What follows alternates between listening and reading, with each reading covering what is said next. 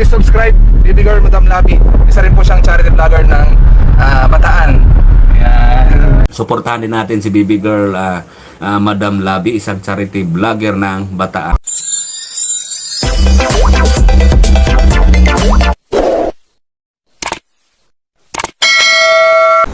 Ayan mga kalabi, napatigil tayo kasi may nadaanan tayo rito na isang bata, yun no? Nagtitinda siya mga kalabi ng gulay. At binalikan po natin siya. Hello, magkano gulay mo, boy? Ha? Boy, magkano gulay? Ay, 50. Anong pangalan mo? Ha? Jinggoy? Ilan taon ka na? Ay, 9 years old daw. Sipag naman nagtitinda ng ng gulay mga kalabi. Dahil masipag ka, may bibigay ako sa'yo.